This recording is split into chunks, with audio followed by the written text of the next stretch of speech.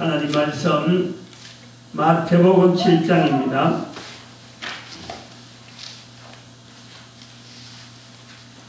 마태복음 7장 12절 말씀, 한 절 말씀입니다. 다 같이 합독합니다. 시작. 그러므로 무엇이든지 남에게 대접을 받고자 하는 대로 너희도 남을 대접하라. 이것이 율법이요 선지자니라. 아멘. 내려가서 합니다.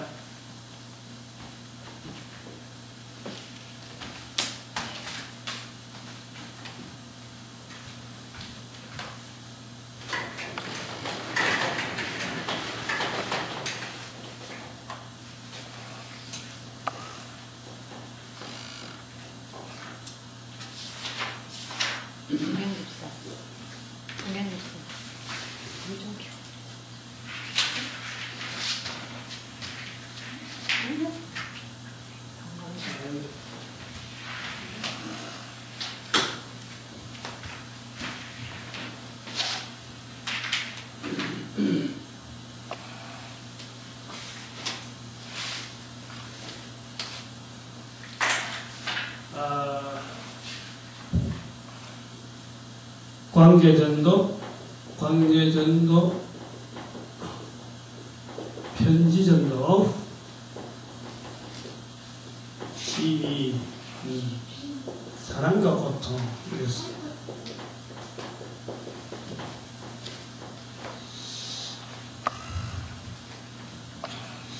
우리가 12가지 지금 제 주제를 가지고 올 때까지 이걸 한번 쭉 살펴볼 필요가 있습니다. 사랑 고통인데, 첫 번째 인생, 인생에 대해서 했고, 죽음 쭉 한번 봐보세요. 앞에 차례를 한번 쭉 보십시오. 하나님을 인식, 그 다음에 보니까 사랑이 뭐냐, 그 다음 뭐예요? 하나님 비밀. 이게 뭐냐면 성경이야. 성경. 또 예수 건능, 뭐 백신. 또 구원, 천국, 고통의 의미. 여기 있습니다. 고통의 의미가 나옵니다. 고통의 의미. 해법.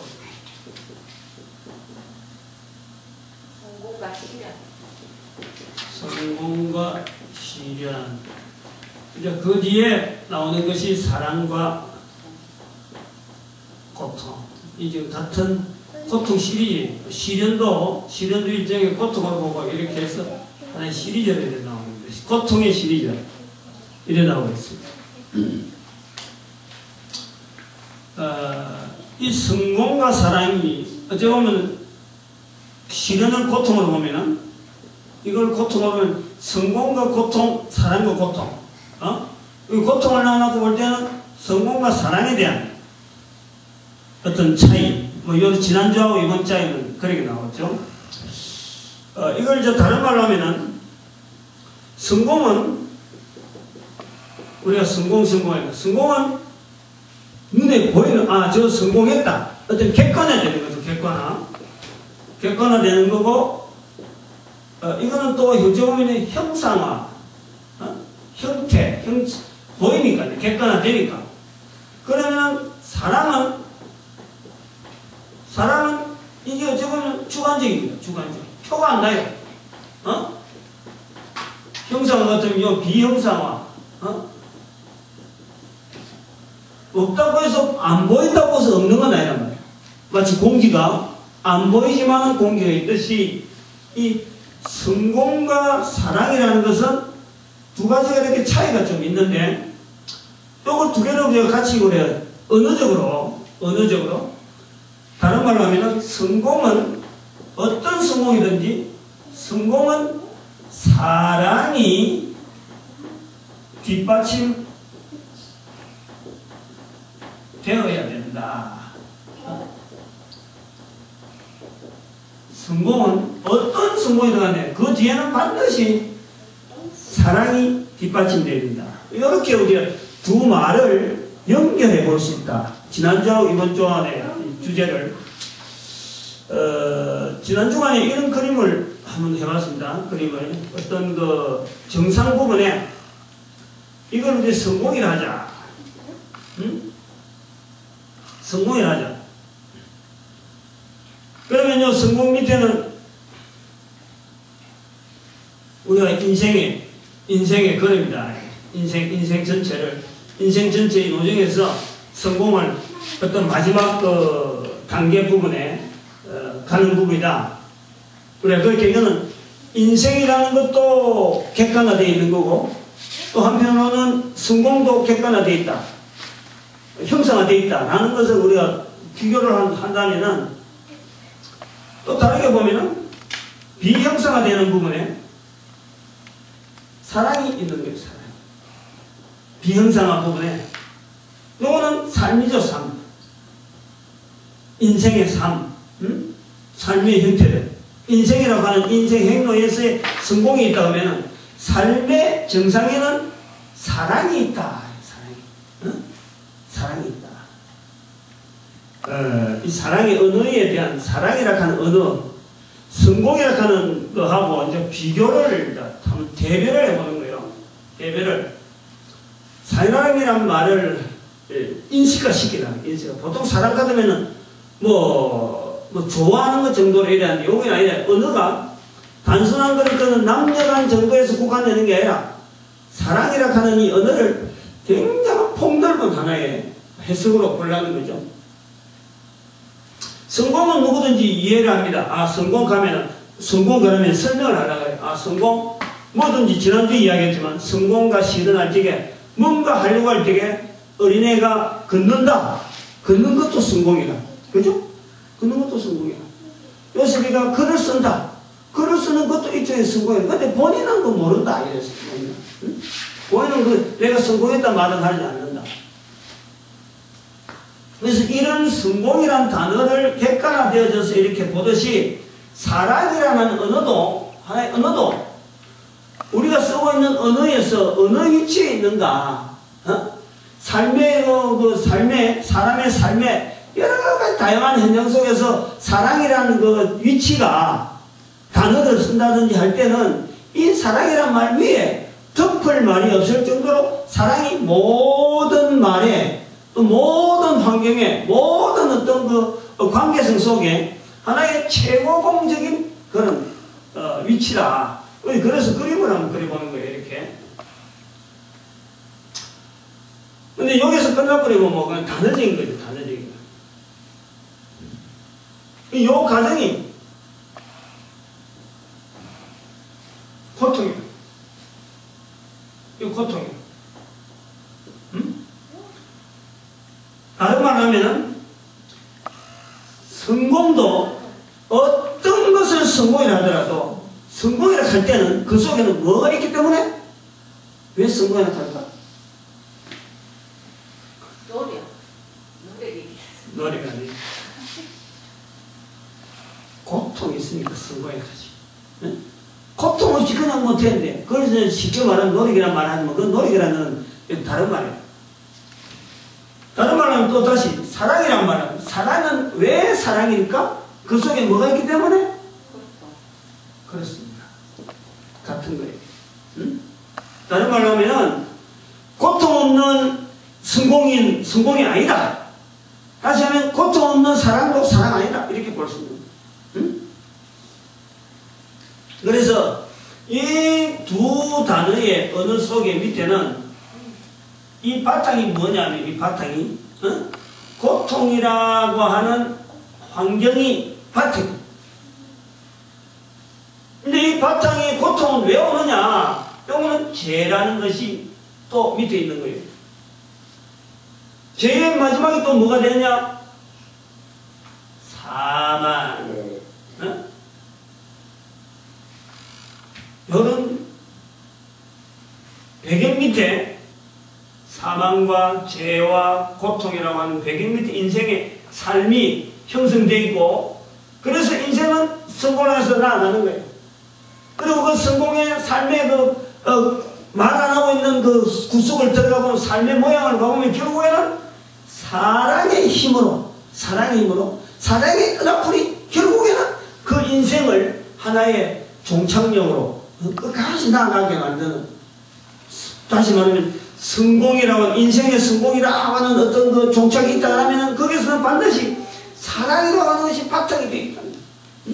그거는요, 그림으로 나타내는 거예요. 근데 요거는 좀 더 원형적으로 좀 그려서 보겠어. 내가 원형을 한번 그려봤어, 원형을. 요거 자체를, 다시 말하면은, 사랑이라고 하는 활동, 사랑이라는 활동도 결국 종착역으로 쭉 가면 사랑으로 끝나서 사랑이 지나서 그 성공이 되죠. 성공이 되죠. 이렇게 지나간다. 칼라 같은 거. 이렇게 칼라에. 그 다음에는 사람이 뭔가 성공을 하려고 애를 쓰다 보면은 쫙 성공을 하면은 그 뒤에 사랑이 바탕이 돼가지고, 결국에는 또 하나의 결론이 나는 거죠. 한 이런 식으로 한번 그려본 거고, 그 다음에 이거를 그림을 한번 그려봤어, 그림을. 요 사망이라고 하는, 우리가 뭐 모르지 모르면 어쨌든 그 인생의 그 전체를 원형으로 이래 해가지고 끝이 있다는 거예요, 끝이. 그리고 그 사망하고 사이에 왜 우리가 살고 있는 환경이 그렇느냐? 죄라고 하는 환경이 있다는 거예요. 응? 그리고 이 죄로 말미암아 모든 사람들이 살아가는 환경은 고통이다, 고통. 한 사람이, 한 인격체로 모든 인간을 다 대변해서 객관화시키고 그림을 그릴 때 그렇다는 거예요. 그리고 이 중간에 성공, 사랑, 하는 이런 게 있어요. 그래서 그 안에는 지금 애가 태어남, 그 다음에 학교 간다, 그 다음에 뭐 달리기를 한다, 결혼을 한다, 뭐 직장을 가졌다, 그 다음에 애 출산을 또 한다 하는 이런 여러 숱한 과정을 통해서 지금 성공지향적으로 우리 인생이, 삶이 형성이 되어야 된다. 응? 뭐 어떤 사람은 이렇게 가기도 하고, 어떤 사람은 뭐 이렇게 해서 이렇게 해서 가기도 하고, 어떤 사람은 또 뭐 왔다 갔다 죽을 둥 말 둥 하면서 방향은 지금 이 방향으로 간다는 거예요. 정점을 향해서 정점. 그게 정점이라는 거예요. 요 정점. 요 뒤가 요걸 쫙 끌어면 깔때기처럼, 요거 자체가 또 하나의 깔때기처럼 쭉 아까 요 그림처럼 깔때기, 요런 모양의 깔때기라는 거예요. 깔때기. 요 정점에 사람들이 다 지금 나아가는 거예요. 응?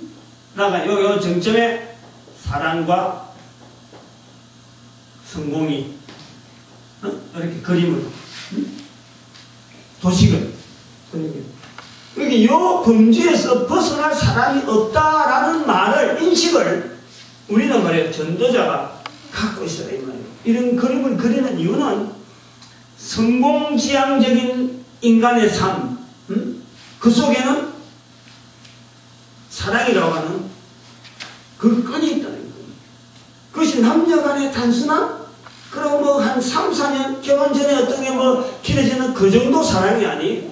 사랑의 그 줄기가요, 굉장히 강하게 말이죠, 작용하고 있는 거예요. 우리 인간들에게. 모든 그 사람들 사이에서 삶의 그 끈에서는 사랑이라고 하는 그 끈이 어느 누군지 모르지만, 아무리 부모님이 있어서 애를 키울 때 그 사랑한다 하지만, 부모 없는 아이라도 자라나는 과정에는요, 분명히 누군가의 끊임없는 보살핌이 있었기 때문에 그 사람이 살아있는 거예요.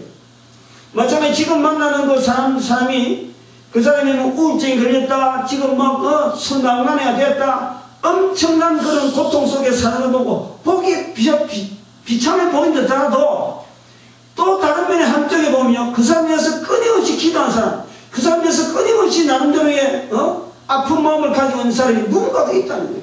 그래서 살아가고 있는 거예요. 정부에서 대책을 세운다든지 여러 가지 환경이라든지 이런 것도 다 해답되는 것이 사랑의 근이라는 거예요. 팽개쳐버리면 죽을 수밖에 없는데 살아있다는 존재 자체가 있다는 것은 뭔지 모르게 사랑의 끈이 있다. 그런 의미를 우리는 사랑과 고통이라고 하는 이 언어를 우리는 정리를 할 수 있다. 응? 무슨 의미예요? 알겠어? 이 그림을 자꾸 그려놔야 돼. 이 그림을. 그래서 언어를 쓸 때 내가 만나는 사람요, 한번 생각해 보십시오. 요 안에 말이야 숱한 69억의 인구가 있는데 69억의 인구를 다 만나더라도 절대 봐. 69억의 인구를 다 만나도 그 사람의 언어가 틀리고 행습이 틀리고 문화가 틀리는데 내가 그 사람이 어떻게 내가 지금 예수 그리스도 우리가 지금까지 해왔던 이런 주제를 가지고 어떤 사람을 만나는 전도자가 되어질 때에 가능하냐 불가능하냐? 가능하다는 거예요. 모든 인간이 다 성공지향적이고 모든 인간이 다 사랑이라고 하는 끈 속에 다 잡혀있다는 거지. 그거를 본인이 인식하든지 인식하지 않든 간에 그 역사가 있다는 거예요. 그 관계성. 그것만 있으면요 복잡하게 생각할 거 없어요. 69억의 인구에 대한 우리가 저 사람한테 내가 무슨 말 해야 될까 이렇게 복잡하게 생각할 필요가 없는 거예요. 단순하다는 거지. 이 끝을 잡고 있다는 거예요. 그렇죠. 근데 요거까지 하면은 요거까지 하게 되면은 그냥 사랑에 대한 어떤 그 일반적인 뭐 도식적인 그런 어떤 설명으로 지금 사랑과 고통과의 관계를 지금 뭐 말하려고 좀 이렇게 좀 표현했다 라고 할 수 있어요. 요 정도 하면은 여기 이제 일반적으로 요 두고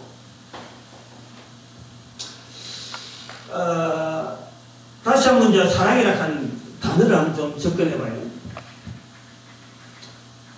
우리 이 사랑이라는 단어가 국어입니까? 영어입니까? 우선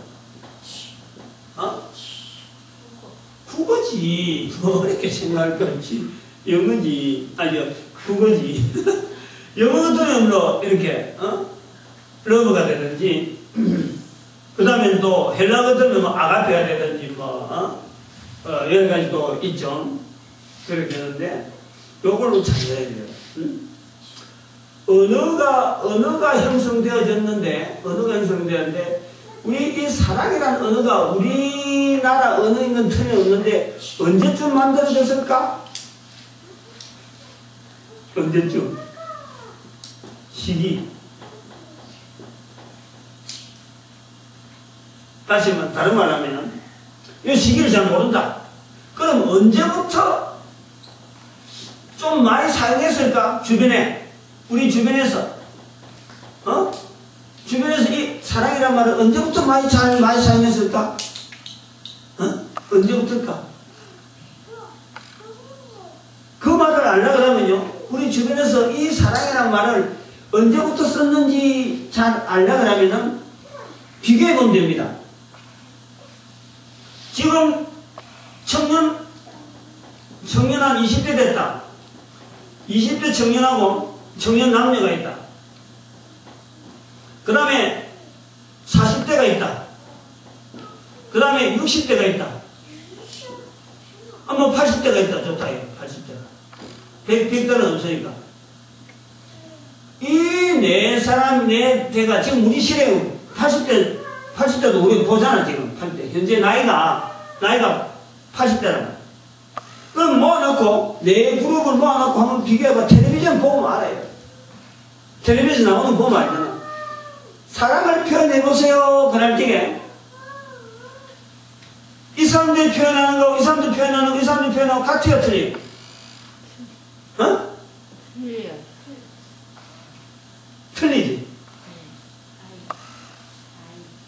나이에 따라서 틀려요.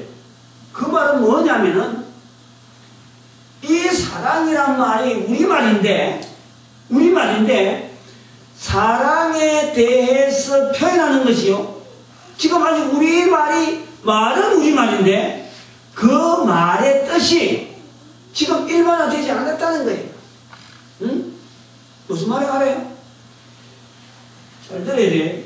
요 20대나 40대나 60대나 80대나 똑같이 사랑이라 그러면은 그런 거다 하고 일괄적으로 똑같이 나오는 행동 같으면은 벌써 이 단어가요, 사랑이라는 단어가 보편화됐다는 겁니다. 보편화.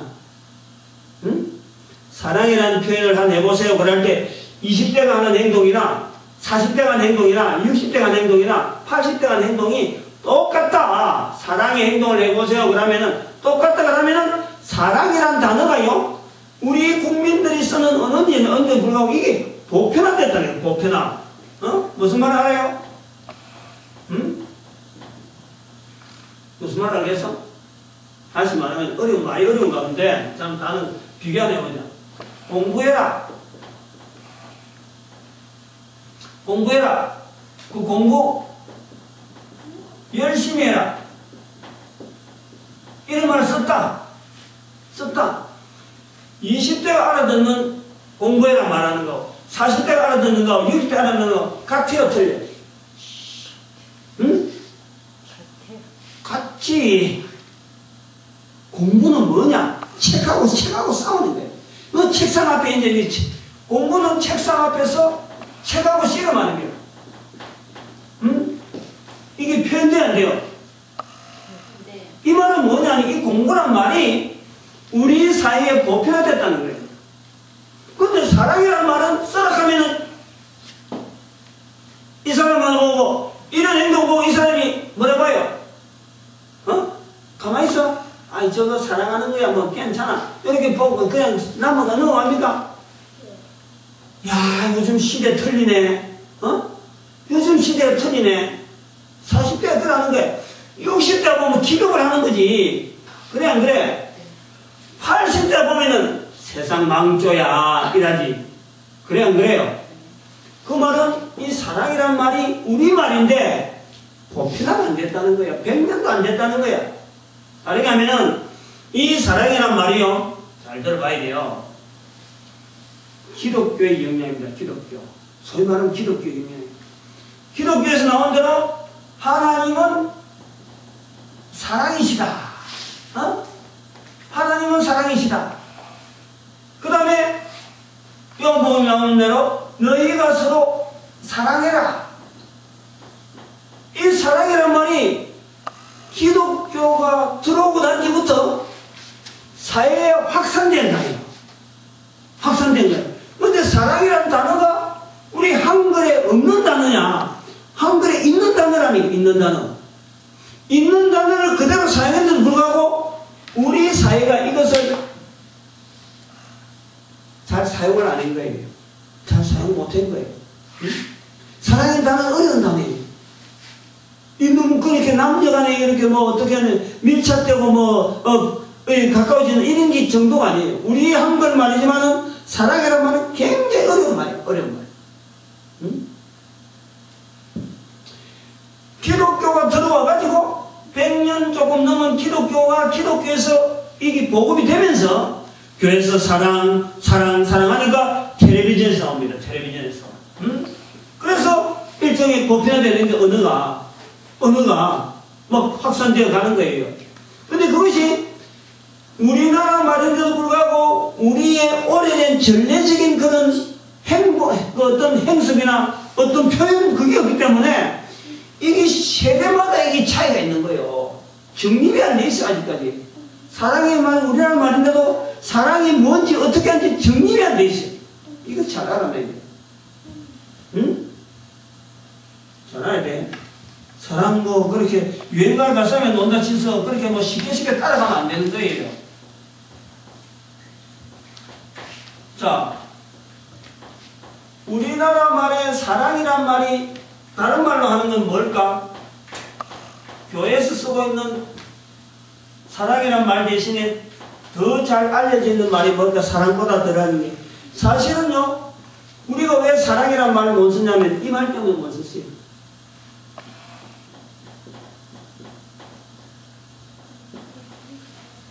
자비예요, 자비.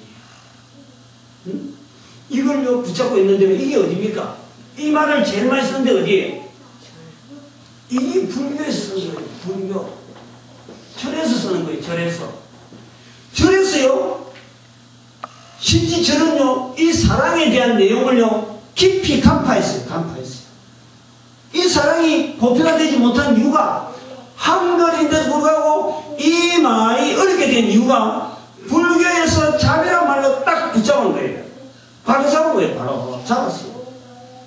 정확하게 잡은 거예요. 이거는 우리의 칭찬해야 됩니다. 우리 이거는 분명히 앞으로 그 어떤 국문학이나 이런 연구를 해도 이거는 불교의 어떤 그 사랑이라는 언어에 대해서 정확한 어떤 그 깊이 있는 통찰을 자비로 붙잡았다라고 봐야 됩니다. 또 우리가 교회에서도 성경에서도 자비란 말이 나오지만은 불교에서 가지고 있는 핵심적인 언어라고 하면 하나의 불교를 뭐로 볼 거냐? 불교에서 가르치는 가장 끝에 있는 내용이 뭘까? 자비입니다. 자비. 뭐예요? 불교에서 말하는 것은 대자대비입니다. 대자대비. 이 말을 자비란 말을 그냥 못하고 대자대비라고 한다는 거예요. 대자대비. 대자, 대비 이런 거예요. 그냥 쉽게 대자대비 하니까 뭐 다른 말 같지만 이 자비란 말이요. 불교의 끝이 아까 그 우리가 요 언어에 여기에 사랑이라는 단어가 이렇게 들어갔다듯이 이게 바로 사랑이라는 표현을 가장 정확하게 붙잡은 데가 절이라는 거죠. 절. 불교. 그래 그게 불교에서 몇백 년 동안 쫙 보면서 자비라는 말을 아주 중요시하기 때문에 우리가 사랑이라는 말을 함부로 못 쓰는 거예요. 함부로 못 썼던 거예요.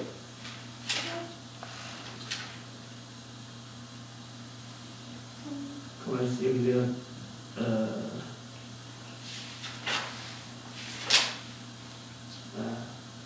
그렇지. 교재 나와 있네. 교재 요한일서 4장 7절 8절. 요한일서 4장 8절이네. 요한일서 4장 8절. 거기 뭐냐니까 하나님은 사랑이시다. 여러분 이거 보면요. 이거 보면 우리가 불교하고 갈라쓴 이유가 하나도 없어요. 자세히 보면 하나님은 사랑이시다. 아까 여기 사랑을 대신 이어봐요. 자비가 들어가는 자비.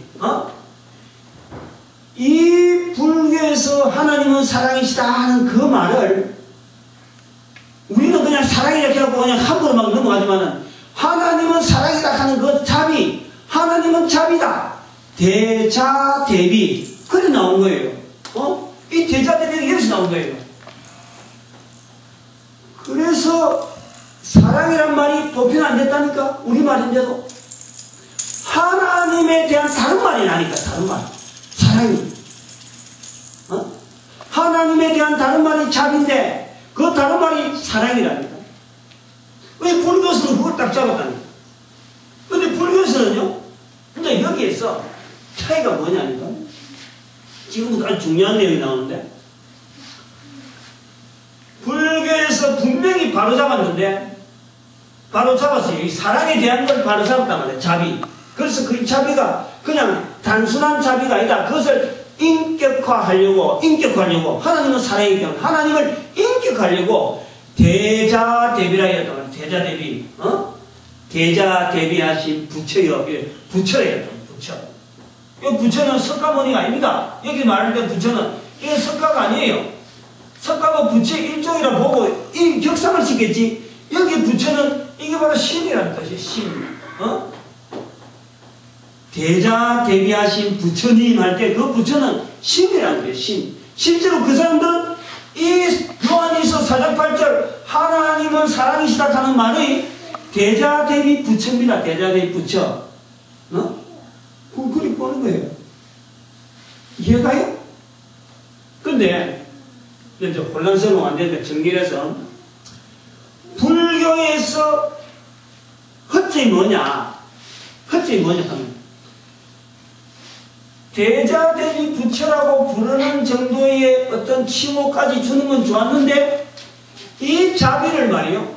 자비를 여기서는 인격화 시키지만은 일반적으로 부르는 불교에서 부르는 자비는 이게 하나의 그 논리화 시키는 논리화. 응? 논리. 어쩌면 또 언어, 뭐 언론이라고 하거든. 언어적으로, 단어적으로, 단어적으로 묶어놨다. 응? 인격화가 돼야 되는데 인격화가 되지 못하도록 인격화되는 일을 못하는 거예요. 즉 다시 말하면 머릿속에 개념적으로만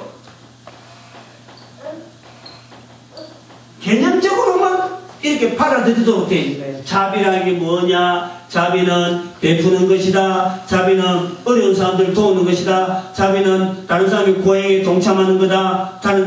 자비는 자기 스스로를 고행하는 것이다. 이 자비에 대해서 오히려 언어적으로 막 풀어나 보이고 사람들로 하여금 행동으로 개념적으로 이걸 받아들여 각자가 자기가 개념적으로 받으면 그대로 나는 이렇게 자비는 내가 아는 자비는 이런 거다 라고 하는 자기 길을 가도록 만드는, 다른 말로 하면 이걸 전체를 뭐냐면 인간적으로 해석해버려요. 인간적. 이 자비에 대해서 인간적으로 개념적으로 틀을 박아버려요. 여기서 중요하다는 게 이제 지금부터 나옵니다. 우리가 이 사랑이라 하는 이 원래 교재하고는 전혀 다르지만 내가 가지고 있는 어떤 그 의미에서 이 단어가 다 걸렸으니까 지금 여기 지금 이렇게 설명이 나오는 거예요.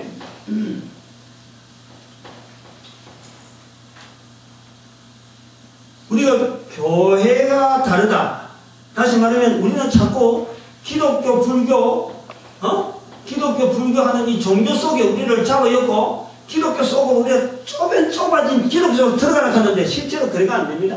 이거 전체를 기독교를 탈기독교 나와야 되고 불교라든지 모든 종교를 우리는 다 떨쳐버려야 되는 거예요. 응? 그야말로 하나님 말씀 속에 요한복음 4장 8절에 하나님은 사랑이시다 라든지, 안 그러면 창세기 1장으로 넘어와서 하나님이 우주 만물을 만드신 그 하나님에 대한 거기다 모든 인간들을 다 그 안에 집어넣어야 되는 거예요. 안 그러면 이런 단어를 가지고 말이요, 단어 싸움밖에 안 돼. 불교하고 우리하고 차이가 뭐냐 사고 막 달아들면은 단어 싸움밖에 안 돼. 단어. 실제로는 똑같은 단어를 두고도 지금 뭐가 차이 있느냐? 여기에서 불교는 인간적으로 이걸 비춰간 거고, 기독교는 이게 뭐냐니까? 소위 말하는 기독교에서 우리가 나오려고 하는 거는 다른 개념으로 볼 때는 뭐로 봐야 되냐면은, 그걸 제가 설명을 했거든요. 여기서 사랑이라든지 응? 자비, 우리가 구약에서는 이걸 이제 인애라고 해요. 인자, 인자신, 인자. 여기 전부 다 사랑에 들어갑니다. 이거는 철저히 말이죠. 하나님 중심으로 이거를, 그게 하나님의 단어로, 요한복음 4장 8절에 하나님은 사랑이 시작했기 때문에 사랑이라는 단어를 철저히 하나님 편에서 보는 관점에서 해석해야 돼요.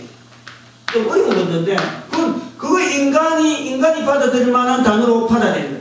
다른 말로 하면은, 하나님 중심의 언어 속에 볼 때, 이 사랑이라는 건 뭐냐니까, 인간을 너무 하면, 인간에게 집착하는 하나님을 표현할 때 하나님은 사랑이시다. 말이 이해갑니까? 하나님 중심의 표현을 써야 된단 말이에요. 그러니까 하나님께서 다른 동식물들이 많이 있는데 그 동식물들에서 인간만 유독히 집착하는 것, 그것을 사랑이다 이라는 거예요. 응? 좀 이해가 되면 좋겠어. 그 다음 두 번째, 이걸 갖고 보자. 이걸 하나 둘 볼 게 아니라 인간에게 집착하는 하나님. 요 편에서 우리가 첫 번째로 보면은 어떻게 인간에게 하나님이 집착하느냐? 어느 정도냐? 하나님께서 인간이 되는 거죠. 인간이. 하나님이 인간이 될 정도로 하나님께서 인간에게 집착하는 거예요. 자, 보십시오. 불교에서 하는 거하고 틀리잖아요. 여기는 인간적으로 개념적으로 있는 거지만 여기 뭐가 됩니까? 인간에게 집착한 하나님 행동이 바로 보이는 거예요. 하나님은 행동하시는 거예요. 하나님은 사랑 안에서, 사랑이라는 단어 속에서 하나님은 행동하는 거예요.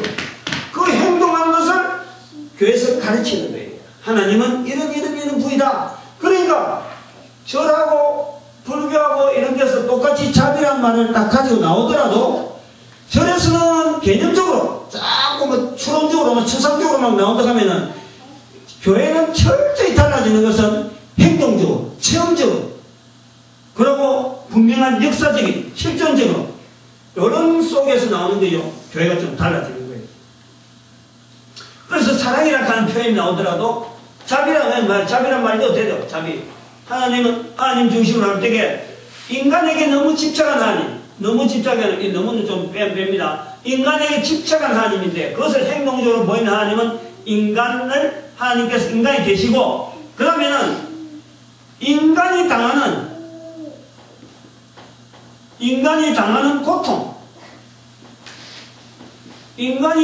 고통을 체험. 이게 뭡니까? 이게 뭐예요? 인간이 당하는 고통을 체험했다. 뭡니까? 맞아. 그 죄하고 연결해. 아까 그 죄 속에서는 죄 가운데서 뭘까? 순종입니다. 순종. 요거 동그라미 막 쳐야 돼. 죄 가운데서 하나님께 순종하는 인간의 모습을 직접 체험하는 거예요. 그 예수님께서 하신 일이 바로 그거예요. 요거 잘 해야 돼요. 죄 가운데서 순종. 이게 나중에 나타나는 것이 어디까지? 십자가에서 죽기까지. 그 다음에 우리는 잘 모르지만 죽고 또 어디까지? 지옥 갈 때까지. 지옥 체험까지. 순종입니다. 그 예수님이 하신 것은요, 이 내용으로 우리가 이야기해요. 이 내용. 물론요, 하나님께 인간 대신 종이 되고. 그 다음 세 번째가 중요합니다. 인간이 당하는 고통을 고통을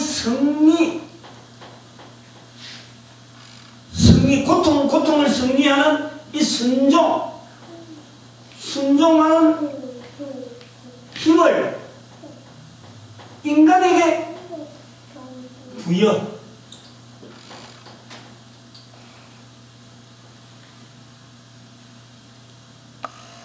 이게 뭘까? 이게 누구로 말미암아? 이게 바로 성령님으로 말미암아 고통을 승리한다는 건 뭘까요? 아까 말한 죄 가운데서 순종하는 이것이 고통이라. 이 고통인데 이게서 승리한다는 말은 뭘까? 이 전도입니다. 전도.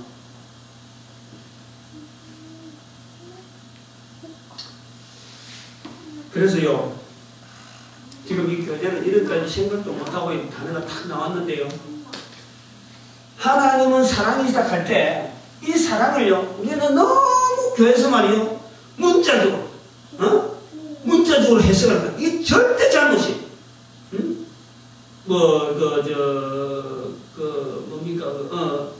고린도서 13장 그 해석을 하면서 하나님 사랑이다 해갖고 그거다 여러 가지 사랑의 종류 1, 2, 3 하고 필요라든지 이런 거 나오는데 그거 절대 잘못이에요. 그렇게 하면은 이거하고 똑같아. 자비하고 똑같아.